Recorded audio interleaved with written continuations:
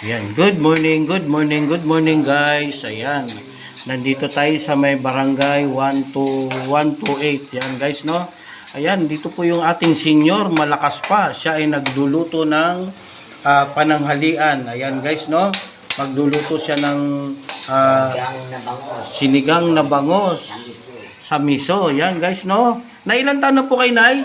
85 po. Ayan, 85. Tinan nyo guys, oh. Ang lakas pa ni nanay, 85. Nakakapagluto pa siya guys ng ulam at saka kanin, no? Malinaw pa ho ang mata niya, no? Ayan, ang galing naman talaga nung ating nanay na senior, oh. Ibang senior, hindi na kaya magluto, pero si nanay ang galing. Magaling pa siyang magluto, oh. Sarap pa, oh. Kami rin ang kakain yan mamaya guys, no? Magaling ang kapitan ko eh. Kumusta Nay? Wala naman po kayong nararamdaman? Wala po. Wala naman, okay. Yan ang magaling na senior, walang nararamdaman. Ano po nararamdaman nyo sa bulsa? Minsan may cancer sa bulsa. Ayan, narinig nyo po. Minsan may cancer daw sa bulsa. Pero ang galing po ni nanay, nakita nyo po. Nakakapagluto pa ho siya, malinaw po ang mata. Ayan. Kumbaga sa ano, hindi pa ho siya nagsasalamin. Ganyan ang senior. Ayan, dapat lahat ng senior ganyan nakakagalaw pa guys, no? Ayan, magaling si nanay. Nay, saan po probinsya nyo? Iloilo. Ayan, tubong Iloilo. Ang mga Ilongga, ano yan, matibay yan, di ba? Mga matitibay ang mga Ilongga. Kasi nga malambing, o di ba? Galit na, malambing pa rin. Padala niyo ako ng kopya. Opo. Hindi, ano ko dun sa ano nyo po, ano ko sa inyo. Opo, ayan. Ay, kaya nga mga Ilongga, magaling yan, magaling magluto. Di ba? Kaya nga galit na, malambing pa rin, di ba? Okay. Yan na, yung kanyang lulutuin na bangos. Ayan. Ayan, nilalagay na po yan, Nay? Hindi pa po eh. Hindi pa ba? Okay, sige po. Ayan. Pero, timo, nakakapagluto pa si nanay, oh. Nakayuko pa yan, oh. Wala pa siyang nararamdaman. Sabi nga niya, may cancer sa bulsa minsan. Ayan, shout out nyo si nanay dito sa barangay 128. Yan, ayan. Dito siya naninirahan, okay?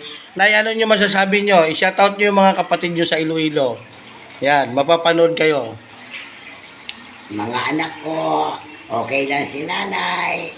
Mga kapatid ko, salamat tayo kay Cap Anthony Lopez. Ayan. Kinukot niya ako dito. Ayan, nandito sa kay Cap Anthony Lopez sa barangay 128 sa Caloocan. Ayan, South Caloocan. Okay?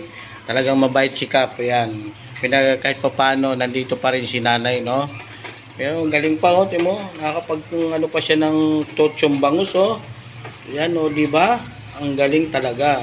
Ayan, si nanay, nanda yung kanyang mga lulutuin guys, oh. Ayan na yung bangos, oh. Bangos at saka yung gulay, oh. Ayan. Diba? Ang lakas pa si nanay, oh. Oh. Ayan guys, oh. Pagluluto pa talaga siya. Ayan, nilagay na yung pang-asim. Ayan. Ayan. Ano na sekretary po kayo ng Senior Association.